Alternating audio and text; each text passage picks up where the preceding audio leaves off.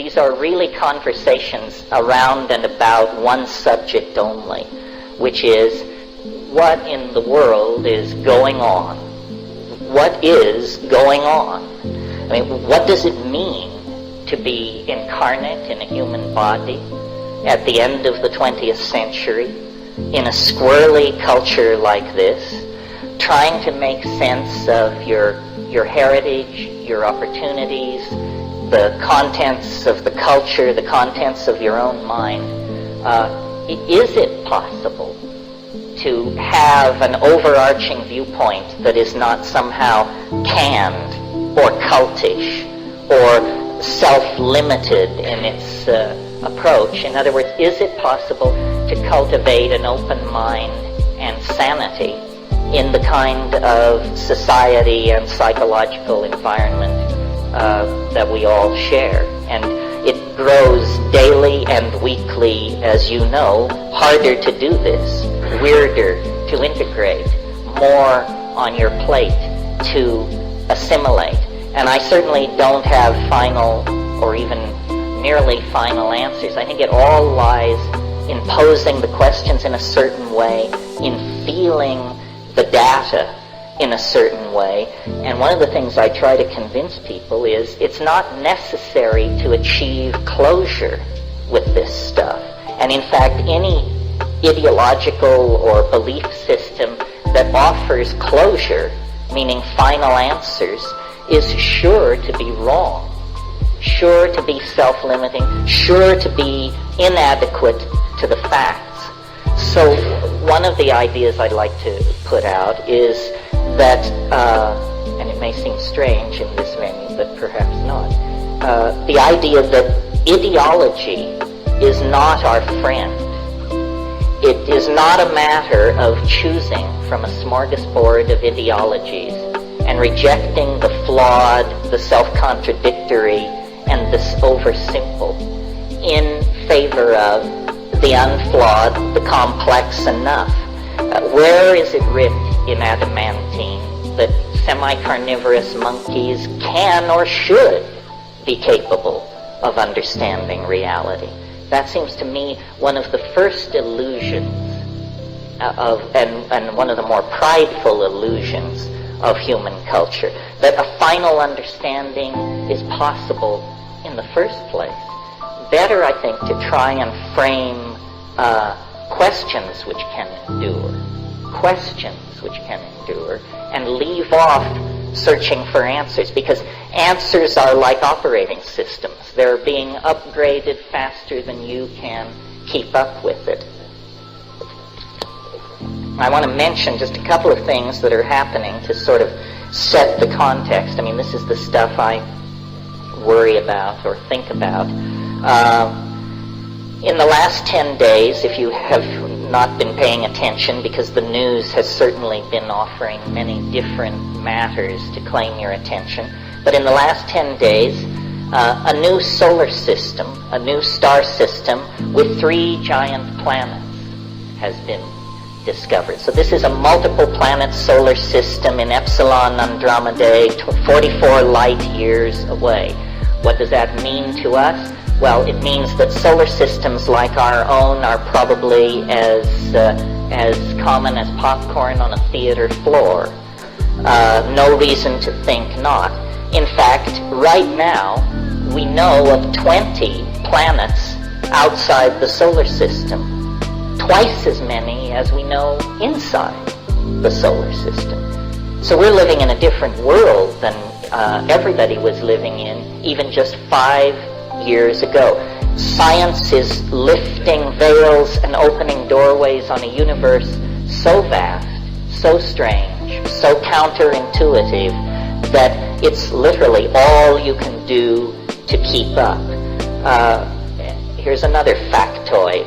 There are now more square miles of territory in virtual reality than the entire surface of the Earth. Virtual reality is now larger than this planet. I don't know if you spend much time in VR. I spend a little time there. I was looking at Alpha World before I left Hawaii. The opening screen is from 25,000 feet above Alpha World. the entire thing cannot fit on the screen. Denver would fit on the screen at an altitude of 25,000 feet. You could see the outlying suburbs. But Alpha World won't fit. That's how large a single world of virtual reality is. And there are hundreds, if not thousands, being built, being expanded, being edited and changed as we speak. We're now just a hair's breadth away from there being 6 billion people on this planet. Again, I checked on the internet before I left. We're something like 100 million short. So by the time I get back to Hawaii in a month, we'll be over the 6 billion mark. Then just to touch on a few things, the strongest hallucinogen known to science is legal, free, and easily grown, totally unlimited in its distribution, its accessibility. I'm talking about alpha salvinorin now. Quantum teleportation has been achieved and is moving out of the laboratory, and probably in the next half dozen years will be the basis of an entirely new kind of computational machine with greater computing capacity than all the computers presently operating in North America.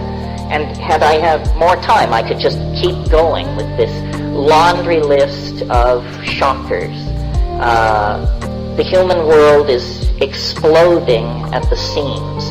Human creativity and the implementation of human inventions and technologies is now at an accelerated fever pitch like nothing ever before seen in the history of the world. Well, where is it leading, and how does one integrate this stuff into one's own life? What does it mean about the experience of being human?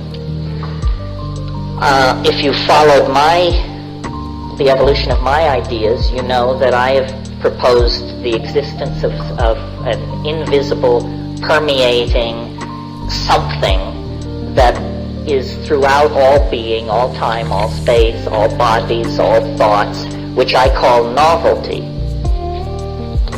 And the interesting thing about novelty is that it's increasing constantly. Science has not trumpeted this view because science tends to look for principles which operate in definable domains. In other words, the laws of chemistry, the laws of physics, the laws of gene segregation, the laws that describe the trajectories of artillery shells and falling bodies. But I submit to you that there is an overarching law which affects all reality, and that you don't need an atom smasher or extremely advanced mathematical methodologies to discern.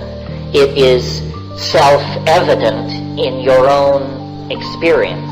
And what it is that as we go back in time, the universe is found to be a simpler place.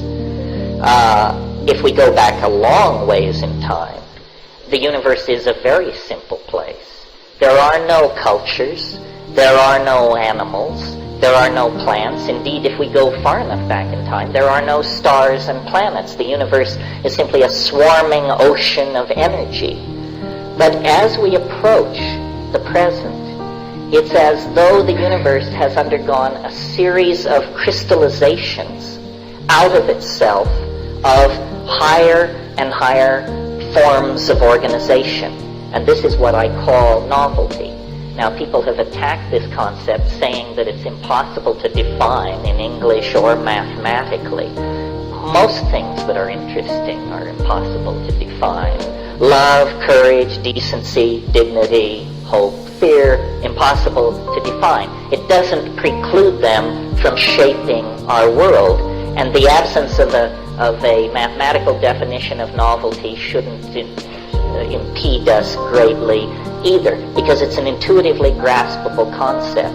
Novelty is complexity, it's connectivity, it's complex non-equilibrium thermodynamic states that sustain themselves far from equilibrium. That's you as a body, that's us as a society, that's this planet as a living ecosystem. And the interesting thing about this novelty is any given level of it which is achieved becomes the platform for further advance into novelty. Now there is a retardant force.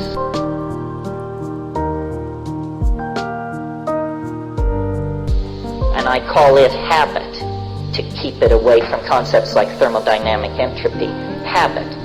And so in my model of the way things work, gleaned from observation, stoned and unstoned, is that the cosmos, your life, the politics of this city, the history of Western civilization, is a struggle between habit and novelty. Habit is also an intuitively graspable concept. It means conservatism, recidivism, doing things the traditional way, not taking chances. And these things are not moral values. Sometimes the right move is habitual, sometimes the right move is novel. But the universe, as a system, is what I call a novelty-conserving engine. In other words, where novelty is produced, it tends to be tenaciously hung on to. It can't always be hung on to, but it is tenaciously hung on to. So, as an example of what do I mean by tenaciously hung on to, 65 million years ago, as you know, an asteroid of considerable dimensions struck this planet, and in a single day, the dinosaurs, the great saurians, went extinct. Maybe it wasn't a single day, maybe it was weeks. But in terms of the time scale of the life of the Earth, it was a blink of an eye. That was a tremendous setback for novelty. These beautifully climaxed and integrated ecosystems of dinosaurs and rainforests and so forth were just pulverized to dust. It had taken 3 billion years, 4 billion years for the planet to achieve that kind of novelty. 65 million years later, a fraction of the time it took the original system to establish itself, it's all good. The dinosaurs are gone forever, but in their place, much more novel, much more interesting, much more complex animal and plant biota have established themselves. So what took 4 billion years to achieve turned to rubble, 65 million years is back in place. This is because of this tendency for nature to prefer and conserve novelty. Well, I don't think, somebody might resist this or they might have problems with it, but I think it's self-evidently true that this is the most complex age the universe has ever known, because we not only have all which preceded, but we have then our own dear selves, the poetry of William Blake, the mathematical equations of Albert Einstein, the painting of Rembrandt. We have all of this to add into the mix. What takes this out of the realm of sophomoric and theoretical discussion is the second part of my observations on novelty. And that is that novelty occurs faster and faster as you approach the present. In other words, this isn't that the universe is driving toward ultimate novelty at constant speed and has been since the beginning of the universe. Not at all. The universe is moving toward ultimate novelty, but following a kind of asymptotic spiral or of closure, so that each advance into novelty is preceded by the next at an ever greater rate of what I call ingression into novelty. This is a phrase out of Alfred North Whitehead. So what does that mean? It means in the early universe it took a long time for things to get interesting, for things to go from being just a cloud of pure electron plasma to a universe with stars ordered into galaxies, with planets, with special chemistries and environments. And from that came, at least on this planet, advanced life forms, first simple life forms, then advanced life forms, then the conquest of the land, then extremely advanced life forms, minded creatures, language-using human beings, tool-using human beings, and then the frantic, hysterical rush from Altamira to this moment. And we are part of this. these vast cycles of advancement into novelty, which used to require eons to affect the universe perceptibly at all, are now going on in humanly cognizable domains of time. The year, the month, the day, the decade, the century. We can look at such humanly cognizable spans of time, and the overwhelming impression we have is of change. Change piled upon change, piled upon change. If this process has been rolling forward like this since the birth of the universe some 12, 13, 14 billion years ago, it's very hard to hypothesize or argue that it should cease or will somehow deflect itself from its endless ramping up of acceleration. But we can't imagine change going on much faster than it's going on now. I mean, perhaps we can imagine it going on 10 times faster or 100 times faster, but 100,000 times faster, 1,000,000 times faster. The mind boggles. And yet, I think this is, in fact, where the universe is going. Now, since the middle 70s, I've had these ideas pretty much in place. And my faith has been that as science and human understanding advances, I would either be thrown from the boat as a crank or somehow brought into the fold. Well, I haven't been thrown from the boat as a crank. I'm not sure. Speaking at the Whole Life Expo indicates I've been folded into the community of paradigmatic thinking. But I have received some encouragement in the last 18 months, and I want to just mention this briefly to you because I'm surprised how the news has failed us. Did you know that in the last 12 months, a fundamental law governing the universe in all its parts and places has been discovered that was previously not only unsuspected but denied? And a law of nature larger than any law of nature ever discovered, larger than the law of gravity, the speed of light, the second law of thermodynamics. All these are little laws, what Leary used to call local ordinances. But these local ordinances have now been contextualized in a discovery of such import that it has not even been assimilated by the community of its discoverers, let alone handed down to the peasantry like you and I. And what I'm talking about is the discovery of the cosmological constant omega. And I don't want to spend too much time on this, but here it is in a nutshell. The universe is expanding faster than the ordinary laws of physics can account for.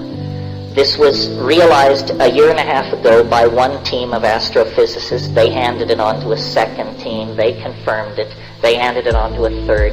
They confirmed it. And a very counterintuitive picture of things is emerging. The universe is not going to fall back on itself in some grand crunch billions of years hence. Rather, the universe is going to expand forever. Forever. But here's the kicker. Faster and faster and faster. Forever. With no barriers and no limitation. Someone may say, well, what about the speed of light? The speed of light does not cover the law of the cosmological constant, because this law is not saying that matter is moving apart faster and faster. If that were the case, the relativistic physics would put a speed limit on it. It's saying that space itself is expanding faster and faster. This is a quality of empty space. The universe that comes into focus with this law in hand is a universe that in only a couple or 3 billion years will begin to lose contact with large parts of itself, because they will be moving apart at greater than relativistic speed. So it turns out there is a cosmic law which has built into itself this idea of an endless acceleration toward infinity. And what it means is that in a few billion years, this area of space that we call our universe may be so diffuse that there may be no more than a handful of rattling electrons in the entire universe, so-called, today. Well, the reason this gives me hope is because, in the first place, who wants to fall back into the big crunch? I mean, that's a really anti-novel thing, to have half the life of the universe be the retracing of the first half. And I believe, and again, these are bold generalizations, but generally substantiated, that nature is fractal in its structure. What that means is that a pattern occurring on a given scale can be expected to occur on other scales, very different. Simple example, an atom is a nucleus with electrons spinning around it. A solar system is a star with atoms spinning around it. A galaxy is a huge black hole and the agglomeration of stars within the outlying neighborhood spiraling around it. These are things on tremendously different scales, and yet they are organized similarly. And so I believe this is how nature works. Once she finds a pattern that works, she applies it in many domains of temperature, pressure, and cosmic scaling. So this cosmological constant, omega, which says that the universe is expanding faster and faster, throws a kind of umbrella of political correctness over my notion that we are moving faster and faster into novelty, and that we are, as it were, simply the dust motes or the magnetic particles in the presence of some kind of field phenomenon which is organizing us to its will. And this is the source of my optimism. If I had to place my faith in human institutions, human religions, human goodness, the human capacity for decency and dignity, I would be absolutely in the depths of existential despair, as I was as a kid. Because as a kid, I didn't have these ideas. I had Camusian existentialism and Nietzschean whining and all the rest of it. And it's a pretty grim situation, folks. But I really believe that without atom smashers, without long base interferometers and all the rest of it, you can go into nature and open your eyes and open your mind, and you will see these processes in play, and you can easily extrapolate them to your own life. Now, if going into nature and opening your eyes and paying attention doesn't deliver this to you, then I suggest 20 milligrams of psilocybin be added into the mix, or 200 micrograms of LSD, or something like that, and then I think it will come shining through. Why should that be necessary? Why should someone have to resort to, what Rimbaud called an artificial perturbation of the senses to achieve this? Simply because culture mitigates against it. Culture is a closed system of thinking and values of the sort I am denouncing. And it is the greatest barrier to your enlightenment, your education, and your decency is your culture. And I realize with joy that here I skirt the bounds of political correctness, because everyone is running around saying, recapture your roots, get in touch with your Swedishness, your Irishness, your whatever-ishness, and that's all very fine, but I think it's your humanness that may have eluded you in all this ethnocentric breastfeeding. Well, why should culture imprison us and somehow place a barrier between ourselves and our true humanness? Well, I think I said at the beginning of this thing, culture and ideology are not your friends. They are not your friends. This is a hard thing to come to terms with, because a certain kind of alienation lies at the end of this thought process. On the other hand, you can't live in the cradle forever. You can't be clueless forever. So somebody might as well just lay it out for you and say, culture is for the convenience of culture, not you. How many times have your sexual desires, career aspirations, financial dealings, and aesthetic inclinations been squashed, twisted, rejected, and minimized by cultural values. And if you don't think culture is your enemy, ask the 18-year-old kid who is given a rifle and sent to the other side of the world to murder strangers if culture is his friend. These extreme examples should bring it home to us that it's a kind of a con game. It is, in fact, strangely enough, a kind of virtual reality. We have been led to think of virtual realities as something on the screen of a computer or presented through a headset, but that's an electronic virtual reality. The primary technology for the building of virtual realities is language. Once you start talking about race pride, loyalty, our destiny, our God, our mission, it's like building virtual realities, and people begin to treat these things as though they had the substantiality of real objects, and to build their lives as though these things were real. And what is this? It's a diminution of humanness. You're choosing to limit yourself to a cultural reality, whether it's the reality of being Witoto or Orthodox Jewish or whatever it is. It's a smaller world than the simple hardware you were born into this universe with. And the substances, the drugs, the plants, the things which perturb consciousness, they don't address cultural values. They blast through them. They address the animal body, the mammalian brain. They perturb these information fields outside of the relativistic set of values that the culture is giving you. This is why people who yearn for legal psychedelics have not thought, in my opinion, deeply enough about what is really at stake here. Imagine a culture so certain of its primary values, so sure that it represented the right way to live, that it would encourage people to take psychedelic substances and examine its premises. There ain't such, at least not in the high-tech industrial democracies or the fascist states either. Some aboriginal cultures have this courage, but it has kept them very close to the breast of nature and her processes. Cultures that have habitually broken down the cultural illusion and examined the terrifying reality beyond it have not marched off then to pontificate with religions of absolutism or scientific absolutism or all the rest of it. Well, why is that?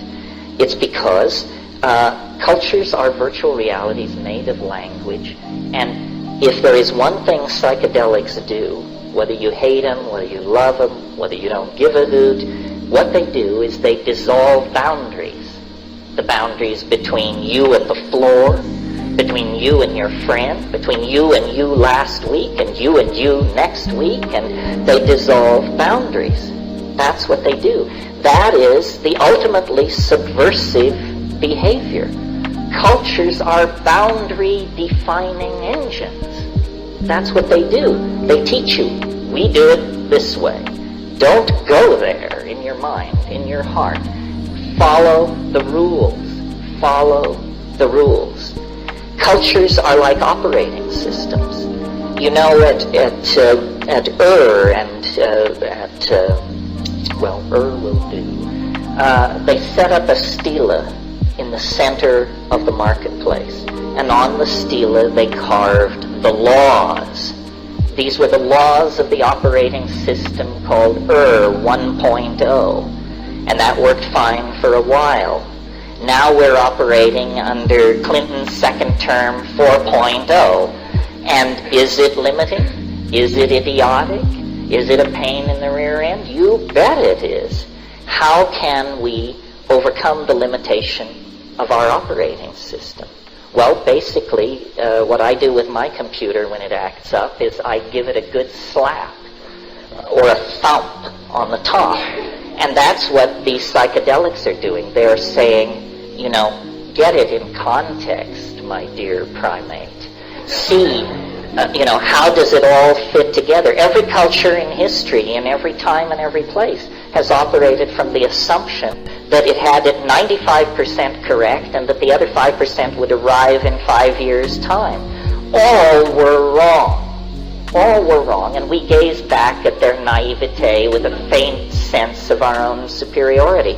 But we are wrong. We don't have it either. I mean, if this is a culture approaching the truth, who needs the truth?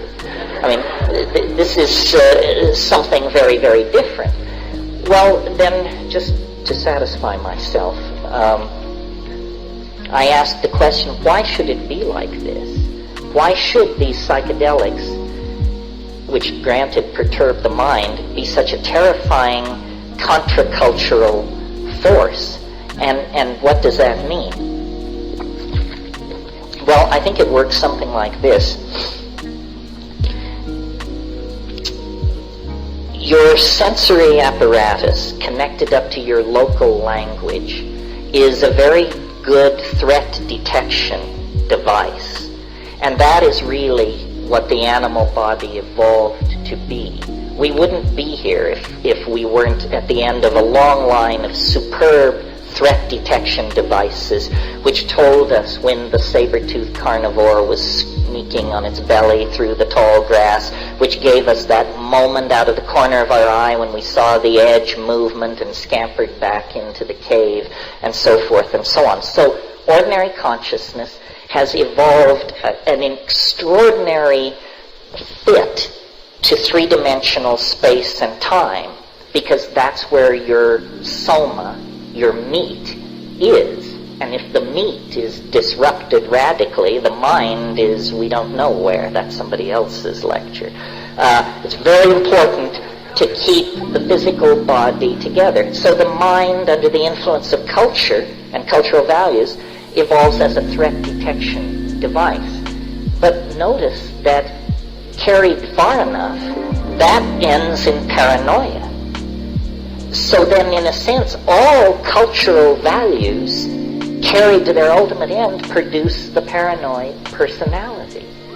Fearful, watchful, never resting, never sleeping, always looking for the worst in every situation. But the mind is like water. It takes the shape of the vessel into which it is poured, always. So when we approach the psychedelic plants as shamans, as seekers, as sincere people interested in extraordinary experiences, what the psychedelics do, I think, is dissolve this three-dimensional threat detection psychology and system, and it's as though the mind discovers that it has a second conformational geometry. That's a way of putting it. And this second conformational geometry is of a higher dimensional order than ordinary consciousness. Not as a metaphor, higher dimensional order, but as a mathematician would use that term. The psychedelic mind is a higher dimensional mind. It is not fit for three-dimensional space-time filled with roving, heavy-bodied carnivores. But it is fit for the back of the cave, the mountain retreat, the monastic tower. In other words, the place where threat has been eliminated and philosophy is the order of the day. And so my interpretation of these psychedelic states is that they are actually higher dimensional states of consciousness. And I put this to Ralph Abraham, the mathematician, who is no mathematical slouch and no psychedelic slouch either. And we talked of this in relationship to DMT. And he said, I have no doubt at all that when I am flashing on DMT, I am seeing the ordinary world from a higher dimensional mathematical perspective. And one of the things about higher dimensions is that the linearity of time is overcome, and last week and next week are as easily available as the present moment. The front of my hand is as easily seen as the back of my hand without moving my hand if I am in hyperspace. So in a way, these higher dimensions are the places from which knowledge has percolated. And shamans, related to the smith, the worker in metal, the technologist, the tool maker. These are the twin brothers, the two aspects of the shaman. The shaman is a master of fire, master of metals, maker of tools, seer into the future, so forth and so on. The shaman is outside of cultural time and is, I don't like this word, but channeling the future which is to come in the form of technologies, innovations, languages, behaviors, so forth and so on. And this is why the shaman has always been the paradigmatic figure for Aboriginal cultures, because the shaman knows more, and the method of the shaman has always been perturbation of consciousness. Not always psychedelic plants or substances. Can be hooking metal hooks under your pectoral muscles and hanging for 14 hours in the sun. Can be abandonment in the wilderness. Can be extreme forms of fasting. Can be ordeal poisons. But people are not fools. All of these things are extremely risky and unpleasant, while the psychedelics are the most effective and the least invasive. I mean, let's take 30 milligrams of psilocybin or a great fistful of mushrooms. 3 hours into it, you are definitely thrown into the lap of God. 8 hours into it, you're simply looking back on it, reflecting, drawing conclusions, and wondering where do you go from here. So this is a roundabout way of explaining. It's no surprise to me that society is very nervous around this issue, because society's eggs are all in one basket, and the psychedelically inspired citizen or the psychedelically inspired shaman is a dangerous force. Even in traditional societies, the shaman is central to the social functioning and the health and so forth, but is never allowed to be physically central.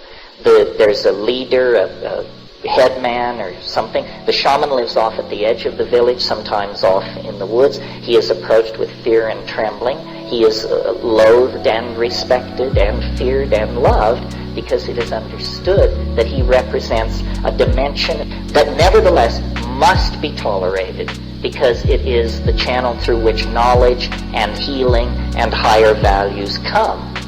Now, in a society like ours, we say we have other methods. We don't need the ravings of intoxicated shamans. We have the scientific method. We have the gospel. We have the Talmud. We have all of these things, and they are sufficient for us to guide ourselves. But to guide ourselves where? The 20th century, if the 20th century is a statement of the accomplishments of the Western mind, values, and methods, then God help us. Because the 20th century is a disgrace, and to this moment, a disgrace. It was so comfortable to look back at Auschwitz and say, well, the 30s, the 40s, Hitler, those gray, grainy movies, this has nothing to do with us. This is just some terrible thing that happened in Europe 50 years ago. No. This is happening. It's happening as we speak. People are being pushed into boxcars and taken away to be lined up and shot for no reason whatsoever, while glasses tinkle and toasts are made by those who define themselves as the preservers of freedom, dignity, and Western value. We haven't learned anything. The 20th century is the most condemnatory piece of evidence you can place against the Western mind, and it seems to me it's a knockout punch. I don't know who's responsible for this, but whoever is responsible is guilty of crimes against humanity. How do we overcome this? How do we find real values? Well, we find them in caring for the earth. Nature presents an established set of processes and achievements, billions of years old, which exercise a moral claim on rational intelligence, if it will but notice. And so that's what this is all about. It's about Aboriginal values and Aboriginal technologies, psychedelic drugs, shamanism, what have you, offering to us in the final moments of our unravelment a different and better way to carry on, a different and better way to behave and build a world. And it doesn't come a moment too soon. It may come too late. The ultimate tragedy. Imagine if we, in this ultimate kind of thanatoptic struggle, actually got it right, only to understand that the momentum of our own idiocy was so great that you would die knowing you could have done it right, but you would die anyway. And I mean as a culture, as a planet. So it's a call to awakening. Can cultural values be saved? I don't think so. I don't give a hoot. I mean, I'm an egg smasher. I mean, I think we should save the Rembrandts and save, the Piero de Francescas and all that. But we cannot save the values. Racism, sexism, homophobia, xenophobia, product fetishism, enormous pyramids of class and privilege. None of this is savable. None of it is worth saving. Science is worth saving. It's worth reforming because it is, as a method, powerful. But in the presence of people contaminated by these other values, it becomes an engine of madness, of consumer fetishism, of propagandizing, of the waging of war on unimaginable scales. Religion, as we have practiced it, I don't think can be saved, because what religion has given us are laundry lists of moral do's and don'ts that are preposterous on the face of them. I mean, if the people who preceded us believed all that, then this world is the consequence of those beliefs. And this is hell. This is hell. So, if there's a message here, rather than just a rant, I think it would be to return to nature.